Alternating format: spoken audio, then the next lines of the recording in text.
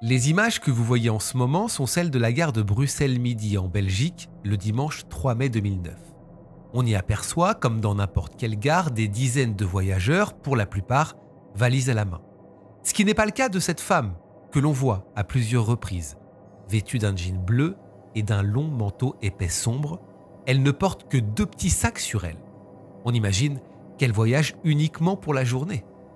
Et pourtant, après ces images, cette femme de 47 ans qui s'appelle Anne Cautery va totalement disparaître de la circulation.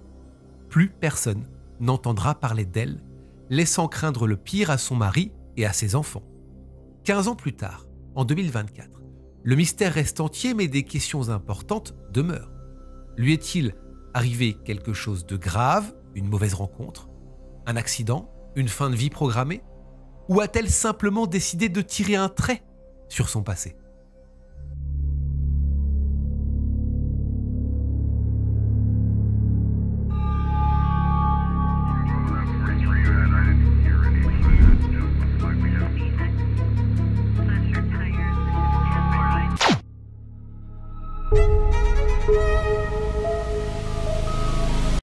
Bonjour à tous, soyez les bienvenus, je suis ravi de vous accueillir sur ma chaîne. Aujourd'hui, on va s'intéresser à 2 disparitions mystérieuses enregistrées par les caméras de vidéosurveillance. On ira en Belgique pour parler d'Anne Cautery qui a disparu depuis plusieurs années maintenant. Et vous allez voir que ces derniers mouvements sont assez étranges puisqu'ils sont enregistrés dans une gare. Ensuite, on prendra la direction de l'Australie avec une disparition qui est beaucoup plus récente, celle de Catherine. Catherine, pareil, a disparu de façon très mystérieuse après des courses dans un supermarché. Encore une fois, les images de vidéosurveillance captent ces derniers mouvements, mais vous allez voir que les heures qui ont précédé sa disparition sont assez troublantes et on en parle dans un petit instant. On ne perd pas de temps, rentrons dans cette première histoire et direction la Belgique.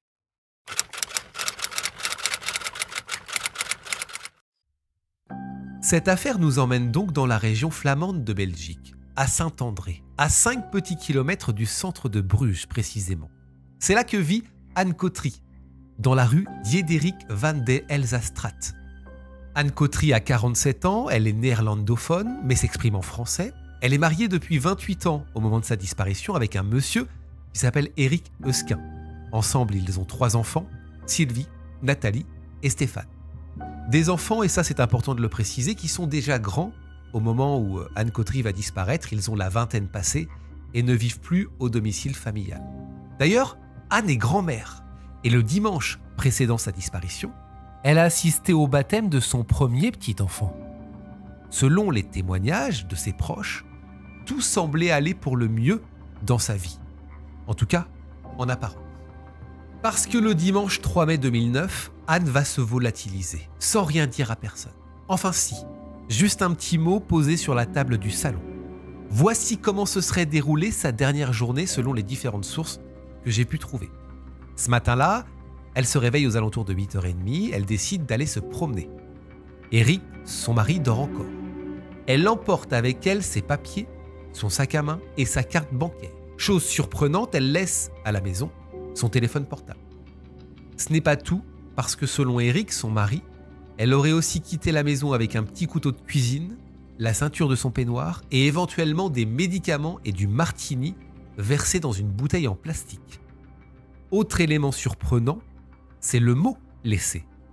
Non pas que ce soit inhabituel qu'elle laisse un mot, mais c'est son contenu qui est intriguant. Voici ce qu'elle a écrit sur ce mot. Je pars me promener, plus de problème, surtout pas pour vous. Je vais me promener, d'accord, mais plus de problème, surtout pas pour vous. Qu'est-ce que ça veut dire? Ça veut dire quoi? Ça veut dire ne vous inquiétez pas pour moi, je vais bien, ne me cherchez pas? Ou est-ce que ça veut sous-entendre c'est moi le problème et en partant définitivement, j'enlève la source des problèmes? Est-ce qu'il y a eu une dispute avec son mari? Est-ce qu'il y a autre chose qui l'a perturbée? Où est-elle allée? Plusieurs éléments importants vont permettre de retracer les mouvements d'Anne Cautery ce dimanche-là. Une fois partie de sa maison, elle prend sa voiture et effectue les 2 kilomètres qui séparent son domicile à la gare de Bruges. On le sait parce qu'elle a tout d'abord effectué un premier retrait de 100 € avec sa carte bancaire à la gare avant d'acheter un billet de train à 9h12 pour un trajet direct à Bruxelles, dont le départ était prévu à 9h36, donc juste dans les temps. Elle prend ce train, puisqu'on la retrouve 1 heure plus tard, à 10h42, en gare de Bruxelles-Midi.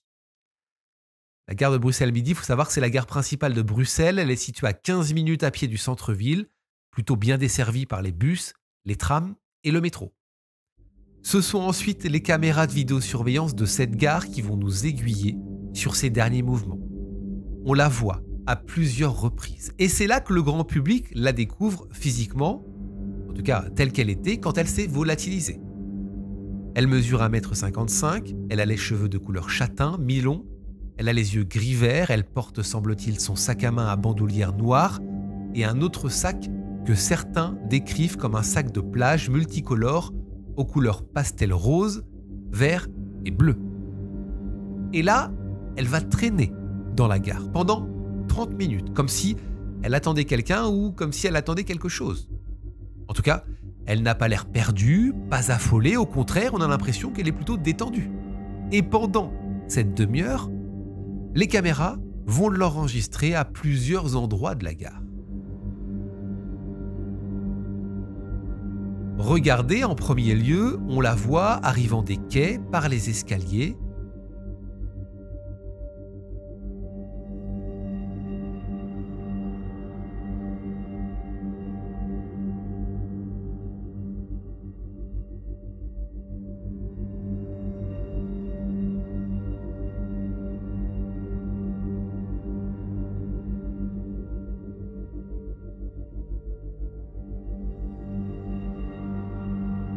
Entrant dans un café appelé le Maes Corner à 10h44, certainement pour y prendre une boisson chaude.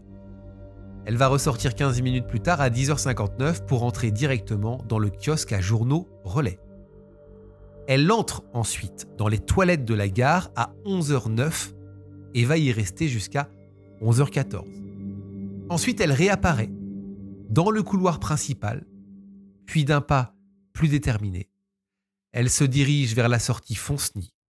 Il est 11h16 et cette image est la dernière trace de vie que nous avons d'Anne Cautery.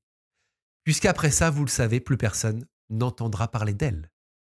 On a l'impression sur les dernières images, quand elle sort de la gare, qu'elle tend à se diriger vers la gauche, c'est-à-dire vers les arrêts de tram et le marché du Midi qui se trouve à proximité. Mais elle a très bien pu aussi aller vers la droite. On n'a pas de certitude. La droite, c'est l'avenue Fonceny.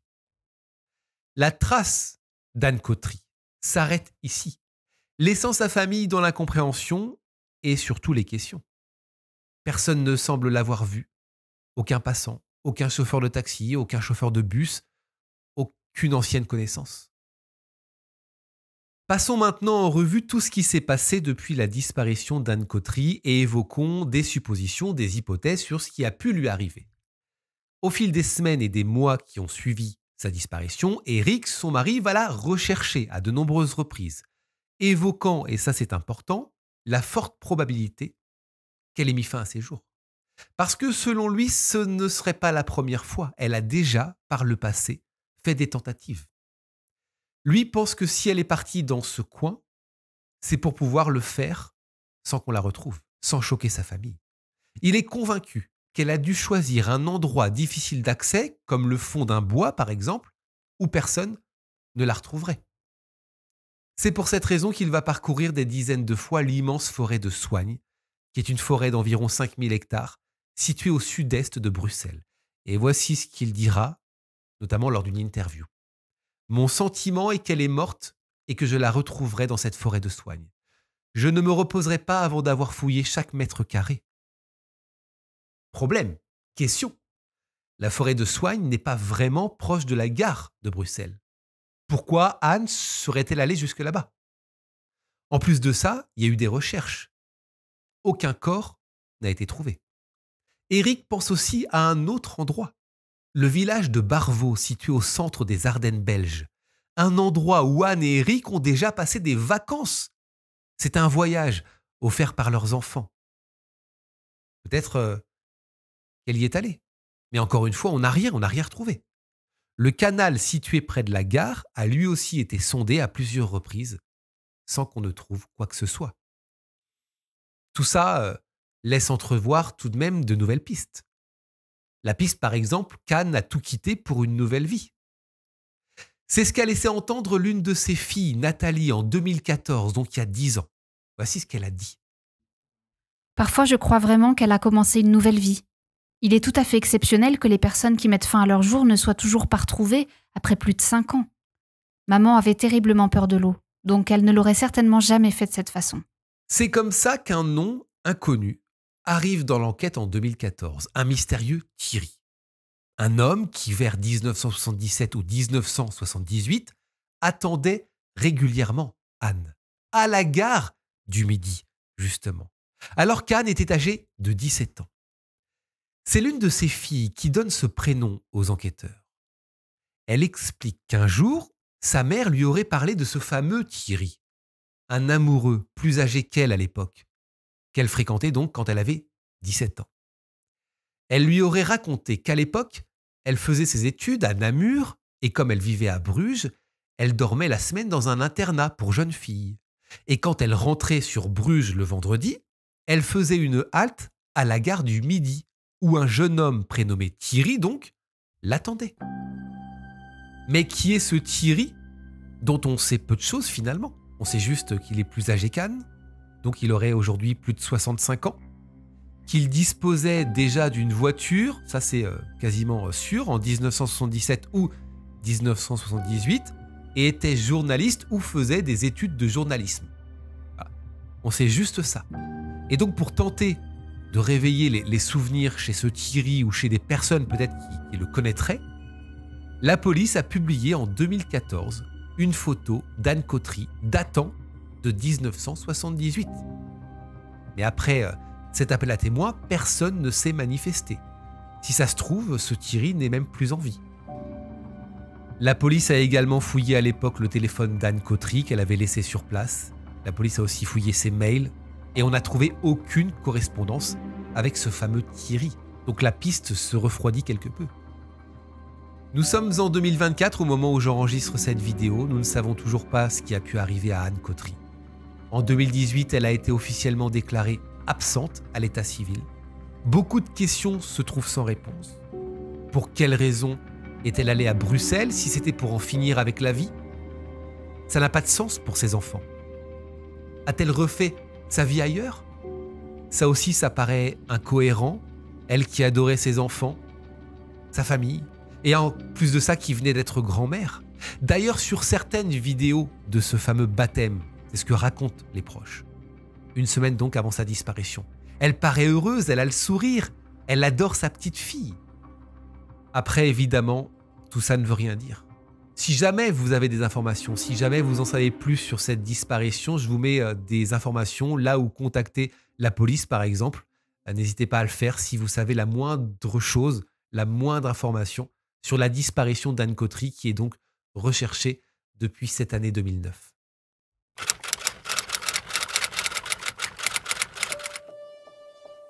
Plongeons-nous maintenant dans l'étrange disparition de Catherine Ackling-Bryan, une Australienne de 37 ans, qui ne vient pas chercher ses 2 filles à l'école le soir du 19 février 2016. C'est son mari, Michael, qui va immédiatement s'inquiéter et signaler sa disparition. Une disparition soudaine qui va inquiéter les autorités et les proches de Catherine, tout simplement parce que jamais elle n'abandonnerait ses 2 filles. Mais vous allez voir que si d'après certains témoignages, rien ne paraissait anormal dans le comportement de Catherine, l'enquête apportera des éléments contradictoires, notamment sur cette fameuse journée. Tout commence donc en fin d'après-midi, le 19 février 2016. Michael Bryan reçoit un appel de l'école publique d'Oxley Park, l'informant que ses 2 filles sont toujours à l'école et que personne n'est venu les chercher. C'est étonnant. C'est étonnant parce que c'est normalement sa femme, Catherine, qui devait s'y rendre comme prévu. Il est surpris. Il pense cependant qu'elle est peut-être en retard ou alors qu'elle s'est endormie à la maison, lui étant à son travail. Sur le chemin de l'école pour les récupérer, il s'arrête donc à la maison pour voir si Catherine y est, mais aucun signe de sa femme. Sa femme, c'est elle, Catherine Ackling Bryan. Elle est née le 15 juin 1978. Ses parents sont Barry Ackling et Susan Reeve et se sont séparés alors qu'elle avait environ 13 ans. Catherine a continué à vivre avec sa mère et ses deux frères, Peter et Jonathan. La période qui a suivi la séparation de ses parents a été extrêmement difficile pour elle. Mais Suzanne et ses enfants sont restés très proches. Après avoir terminé une année à l'université de Newcastle, Catherine déménage à Sydney. Et c'est là qu'elle rencontre Michael Bryan. Ils vont nouer assez rapidement une relation. Michael adore sa femme. Il la considère à la fois comme sa femme et sa meilleure amie. Michael et Catherine emménagent ensemble à Blacktown. C'est là-bas qu'ils apprennent que Catherine est enceinte. Mais malheureusement, en mars 2006, leur enfant, Christopher, qui souffrait d'une grave maladie génétique, va naître prématurément et va mourir à la naissance. Cette perte soudaine va profondément affecter le couple et la famille. L'enfant est enterré dans le jardin de la mère de Catherine. Et la famille va continuer à célébrer chaque année l'anniversaire de ce Christopher. Par la suite, Catherine et Michael vont avoir d'autres enfants, 2 filles. Kathleen, qui naîtra en 2007, et Emma, qui est née en 2010. Elles sont très importantes dans la vie de Catherine. Vers 2011, Catherine et Michael, ainsi que les enfants, emménagent dans leur maison sur la Great Western Highway à St. Mary's. Bien que Catherine ait commencé des études supérieures et aussi travaillé à temps partiel, les années qui vont suivre, elle va rester à la maison, devenant assez timide, réservée et s'occupant principalement de ses 2 filles. Catherine fait partie d'une communauté religieuse locale. Elle a de fortes croyances religieuses et spirituelles. Elle est décrite par beaucoup comme gentille, calme, réservée. Petite ombre au tableau, et c'est ce que révélera l'enquête un petit peu plus tard. Elle avait parfois exprimé en privé à sa mère des difficultés et des doutes au sujet de son mariage. Ce 19 février 2016, donc, Michael signale la disparition subite de sa femme. L'enquête commence lentement parce que Catherine est majeure et elle a le droit de ne pas donner de nouvelles, dans l'immédiat en tout cas à sa famille. On s'intéresse à l'harmonie familiale, les 2 filles sont questionnées, rien de négatif n'est révélé. Alors on va s'intéresser au déroulé de la journée de Catherine. Qu'a-t-elle fait? Avec qui était-elle? À quel moment a-t-elle déposé les filles à l'école? Qu'est-ce qui s'est réellement passé ce jour-là? Le 19 février 2016, Michael quitte le domicile familial vers 5h30 le matin, laissant sa femme Catherine endormie seule dans leur lit conjugal. À 8h47, Michael utilise son téléphone portable pour appeler sa femme. Au cours de cette conversation, Catherine évoque la marche vers l'école publique d'Oxley Park, qui est située pas très loin de la maison, pour déposer leur fille aînée, Kathleen. L'itinéraire habituel de Catherine était de suivre la Great Western Highway, de tourner à gauche sur Sydney Street et d'entrer dans l'enceinte de l'école par une porte latérale. C'est ce qu'elle faisait tous les jours. Mais les circonstances entourant le fait qu'elle ait déposé les filles à l'école sont quelque peu inhabituelles et témoignent, vous allez le voir, d'un comportement qui semble inhabituel. Tout d'abord, ce jour-là, Catherine a indiqué par téléphone à Michael que leur plus jeune fille, donc Emma, resterait à la maison. En fait, il faut savoir que la veille, Emma a été malade à l'école, elle a sali ses vêtements, elle est encore barattée le matin, elle n'est pas très bien. Et le fait que Emma a été malade la veille, ça a quelque peu stressé Catherine, selon Michael. Et donc, contre l'avis de son mari, parce que Michael, lui, n'était pas forcément d'accord, il pensait qu'Emma était apte à aller à l'école, il a été décidé qu'elle resterait à la maison pour la journée. Catherine et les 2 filles se sont donc rendues à l'école à pied, avec Emma donc toujours en pyjama. Elle ne pouvait pas la laisser à la maison toute seule, elle a décidé de la prendre avec elle. Mais là, il y a eu un moment assez étrange, c'est qu'une fois qu'elle a déposé la plus grande, eh bien, elle a changé d'avis. Elle a décidé finalement que Emma était apte à rester à l'école, et voici ce qu'elle a fait, elle l'a laissée à l'école. En fait, elle était partie pour revenir à la maison et puis sur le chemin de retour, elle s'est dit non, finalement, tu peux aller à l'école. Elle l'a ramenée à l'établissement en pyjama et elle est partie. Elle a expliqué aux enseignantes qui ont pris donc les 2 filles qu'elle reviendrait les chercher à 15h. Les filles, qui seront interrogées par les enquêteurs plus tard, diront que leur maman avait les larmes aux yeux et semblait bouleversée pendant le trajet. Les rapports de l'école indiquent qu'Emma a été inscrite à l'école à 9h30 et que le personnel administratif lui a fourni un uniforme puisqu'elle était en pyjama. L'école rapporte également que Catherine est revenue plus tard avec les chaussures d'Emma. L'absence de réaction de l'école sera pointée du doigt clairement. On ne comprend pas pourquoi le comportement de Catherine n'a pas fait réagir l'école. Pourquoi on n'a rien dit. Pourquoi on n'a pas fait de remarques sur le fait qu'Emma était en pyjama. Ça, c'était quand même tout à fait inhabituel. Au cours de la matinée, Catherine va passer 3 coups de téléphone à sa mère, son père et ses 2 frères. Les conversations semblaient normales et heureuses, c'est ce qu'ils raconteront. Mais après coup, on a trouvé ça très étrange qu'elle ait appelé tous les membres de sa famille le même jour, en l'espace de quelques minutes. Est-ce que c'était pour faire un adieu? À 11h22, Catherine monte à bord d'un autobus, l'autobus 744. Il semble qu'elle soit sortie de l'autobus à proximité du centre du village de Sainte-Maryse. Après être entrée dans le centre du village, Catherine, regardée, est filmée par les caméras de vidéosurveillance. Elle rentre dans le magasin Target. Elle achète quelques vêtements, des vêtements pour enfants.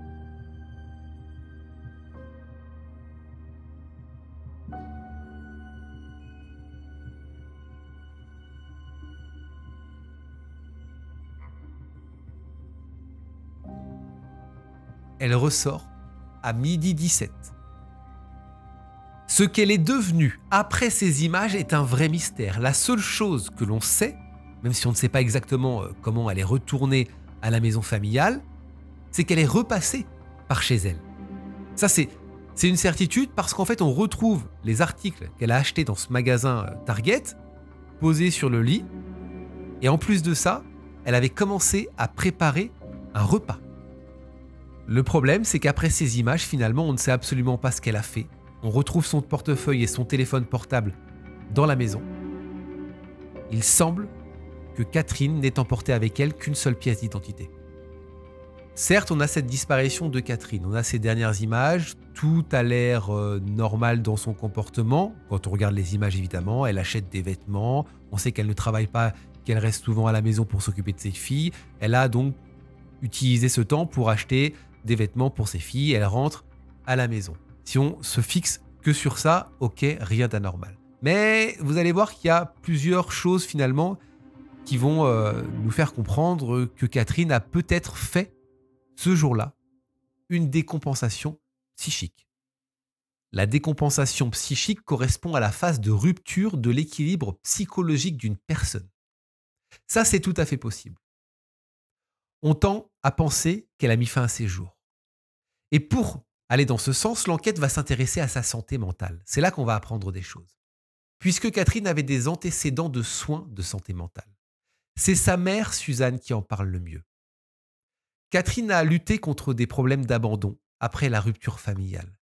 À l'adolescence et au début de l'âge adulte, elle a connu en fait des périodes difficiles et a souffert de dépression et d'anxiété. Ça a été mieux une fois qu'elle a rencontré Michael, sa relation et sa première grossesse ont semblé lui apporter du bonheur, mais malheureusement la perte du premier enfant de Christopher a déclenché chez elle, encore une fois selon sa mère, un chagrin supplémentaire et une profonde tristesse. En janvier 2013, Catherine va subir un épisode psychotique. Elle a été admise dans un service psychiatrique pour y être soignée.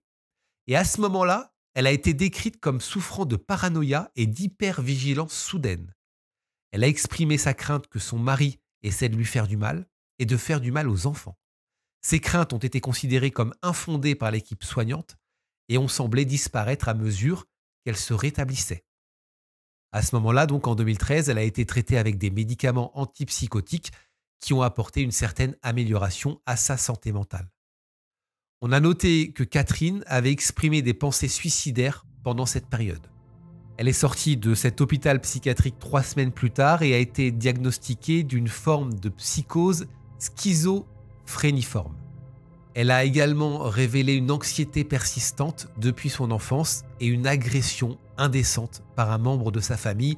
Ça, c'est ce qu'on découvre après sa disparition. Il y a uniquement sa mère qui était au courant de cette agression très certainement sexuelle durant durant son adolescence, durant son enfance, la mère de Catherine va déclarer plus tard au tribunal que le suivi après cette admission n'a pas été suffisant et qu'il semble que Catherine n'ait pas participé à une thérapie. Après son hospitalisation, selon son médecin, il semble que son état de santé mentale se soit stabilisé, ait été contrôlé notamment par des médicaments. Elle n'a pas reçu de soins de santé mentale spécialisés ni de suivi, elle a juste été traitée par des médicaments. Mais selon certains, elle aurait été quelque peu gênée et honteuse de cet épisode, passé donc en hôpital psychiatrique. Elle n'en parlait pas beaucoup, elle mettait ça vraiment de côté, c'était comme si ça n'avait jamais existé. Après sa sortie de l'hôpital, encore une fois, il y a eu des moments heureux avec sa famille, c'est ce que partagent ses proches, mais aussi des périodes continues de tristesse et de dépression. Elle est parfois apparue aux autres comme renfermée et silencieuse. Le tournant dans sa vie et aussi dans son parcours de soins se passe en 2015. Catherine tombe enceinte, ce qui va l'amener à décider d'arrêter de prendre ses médicaments, des médicaments qui lui avaient été prescrits évidemment. Son mari indiquera plus tard que ça ne semblait pas avoir changé son humeur, mais quand on revient en arrière, il se peut que des changements subtils se soient produits. Malheureusement, cette grossesse en 2015 n'était pas viable et en novembre de cette année-là, elle fait une fausse couche. C'est un deuxième traumatisme après avoir perdu quelques années plus tôt son fils Christopher. C'est traumatisant pour Catherine. Elle ne reprend pas de médicaments cependant pendant cette période. Tout ça, tout ce que je vous décris là, ça peut paraître anodin, mais c'est important pour comprendre aussi le contexte de sa disparition. Après cette disparition, la police va évidemment procéder à des recherches physiques approfondies. On va faire notamment du porte-à-porte autour de son domicile et de l'école. Il y aura des recherches aériennes, des recherches dans les lacs de la région, à proximité, mais tout ça ne donne rien. Dans le cadre de cette enquête, les policiers se sont aussi intéressés au mari, à Michael Bryan, à savoir s'il dit toute la vérité. Ces déplacements du 19 février 2016 sont suivis en visionnant les images de vidéosurveillance qui n'ont pas été partagées au grand public. On interroge son employeur, on examine les relevés de son téléphone portable. Aucune anomalie ni aucun déplacement inhabituel n'ont été identifiés. Tout ce qu'a dit Michael est vrai. Alors, la question que tout le monde se pose au fur et à mesure que les jours passent est la suivante. Catherine est-elle morte ? Et comme c'est souvent le cas dans ce genre d'affaires, la police mène de nombreuses enquêtes auprès des services de police des États et des territoires, auprès des unités des naissances, des décès et des mariages et des personnes disparues. Chacune de ces agences va donner un résultat négatif pour localiser Catherine Acklin Bryan. Les services de naissance, de décès et de mariage confirment qu'il n'y a pas eu de changement de nom ou d'enregistrement de décès au nom de Catherine Acklin Bryan. D'autres vérifications sont effectuées auprès des banques et des agences gouvernementales, mais pareil, aucune activité financière ou aucune activité inexpliquée n'a été signalée après sa disparition. Catherine n'était pas le genre de personne à avoir de grosses sommes d'argent en plus de côté, en liquide. C'est pour ça qu'on se dit que son départ immédiat pour changer de vie est peu probable. En plus de ça, rien ne prouve qu'elle menait une relation extra-conjugale secrète. Personne ne s'est manifesté et on ne retrouve pas d'informations, d'indices en tout cas, qui vont dans ce sens. La famille de Catherine, notamment son mari Michael, se fait de plus en plus à l'idée qu'elle est morte, qu'elle a mis fin à ses jours. Beaucoup, vraiment, ont du mal à croire à un acte criminel. L'élément le plus concret qui prouve la mort de Catherine, pour Michael, c'est qu'elle n'a pas eu contact avec ses enfants depuis sa disparition. Elle aimait ses filles plus que tout. Michael pense que l'amour pour ses filles était si fort que si elle avait été en vie, elle aurait donné des nouvelles, elle aurait donné signe de vie, elle aurait tendu la main d'une manière ou d'une autre à ses filles. Suzanne, la mère de Catherine, rejoint Michael sur cet avis. Quelques mois après la disparition de sa femme, Michael Bryan a donné un témoignage. Il a remarqué qu'un sac Nike et une courte pointe, qui est une couverture doublée, avaient également disparu de la maison. La courte pointe était importante, avait une énorme valeur sentimentale pour Catherine. Elle avait été cousue par sa mère d'après un dessin qu'ils avaient tous colorié pendant que Catherine était hospitalisée. La courte pointe avait un thème céleste avec des étoiles et des lunes et leur rappelait leur fils Christopher.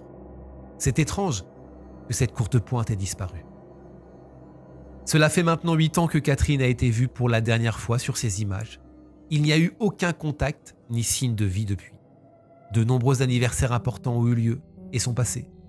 Bien que son corps n'ait pas été retrouvé, il a été établi que Catherine est morte.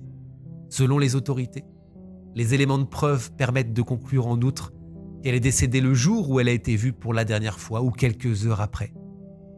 Dans un rapport, on peut lire qu'au-delà de tout ça, la Cour n'est pas en mesure de dire ce qui s'est réellement passé. Il se peut que Catherine ait souffert d'autres problèmes de santé mentale et soit décédée, qu'elle ait mis fin à ses jours, ou peut-être par accident. Certains aspects de son comportement le matin du 19 février 2016 indiquent que Catherine était peut-être malade. Cependant, ce n'est rien de plus qu'une théorie. On ne sait pas ce qui s'est réellement passé. L'ADN de Suzanne Reeve, donc sa mère, restera dans les dossiers et sera disponible pour tout test futur si nécessaire. Si on retrouve des restes humains, par exemple.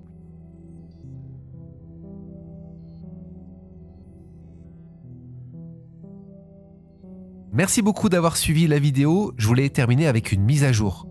Souvenez-vous, il y a quelques semaines maintenant, je vous ai parlé de la mort mystérieuse de Gaynor Lord, cette femme de 55 ans qui avait disparu après avoir quitté son travail. C'était le 8 décembre 2023 à Norwich, en Angleterre.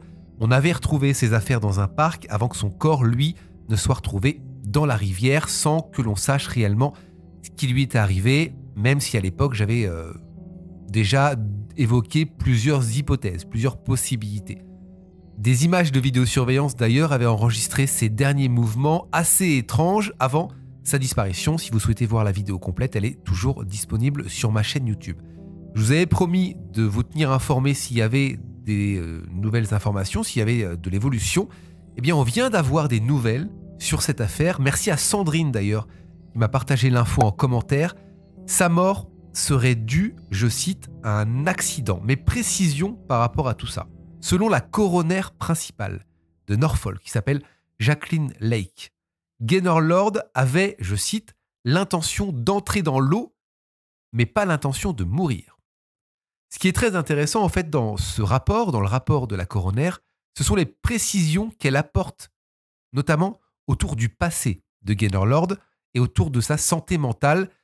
Encore une fois, j'avais commencé à en parler dans la vidéo, mais je n'avais pas donné de précision parce qu'on n'avait pas plus de précision que ça. Eh bien là, on en a.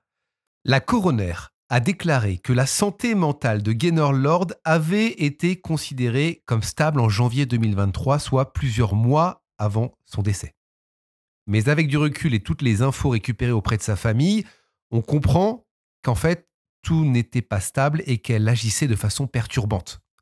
L'analyse de son téléphone portable, par exemple, a montré que l'après-midi de sa disparition, elle a envoyé plusieurs messages disant qu'elle devenait folle et qu'elle pouvait sentir la peur. Dans une autre série de messages, elle dit ne pas savoir ce qu'elle faisait. En plus de ça, on apprend que Gaynor Lord a subi une crise d'épilepsie importante 4 jours avant sa disparition, qui était, selon le rapport, sa première crise grave depuis un certain temps. Elle a commencé un traitement de remplacement hormonal pour la ménopause en mars 2023. Elle avait déjà connu un épisode de santé mentale en 2011. Elle a été à l'époque emmenée à l'hôpital après avoir été trouvée dans un pub, attendant, je cite, que des étrangers viennent la chercher ou l'emmener. C'est ce que raconte son mari, Clive Lord. La coroner cite également des éléments de preuve qui ont été fournis à l'enquête selon lesquels Gaynor Lord avait récemment regardé un programme télévisé sur la natation en eau froide et en avait parlé avec son mari et à un ami. Le mari de Gaynor Lord, donc Clive Lord, dira ceci. Elle n'a jamais fait de la natation, notamment de la natation en eau froide, mais je ne sais pas si dans son état confus, elle y a pensé. Elle n'avait aucune raison de se rendre dans ce parc, on n'y est jamais allé. La seule raison pour laquelle elle y est allée, selon son mari, c'est certainement pour qu'on ne puisse pas la retrouver. Il a ajouté ceci, il n'y a pas eu de dispute ou de désaccord entre nous et le matin de sa disparition, on a parlé d'organiser des vacances au Japon l'année suivante. Et enfin, selon ce rapport, lorsque l'on a retrouvé le corps de Gaynor Lord, il était nu et se trouvait à quasiment 3 mètres sous l'eau. Aucune trace d'alcool ou de drogue n'a été détectée dans son sang. Le rapport conclut que la mort de Gaynor Lord serait due à une noyade.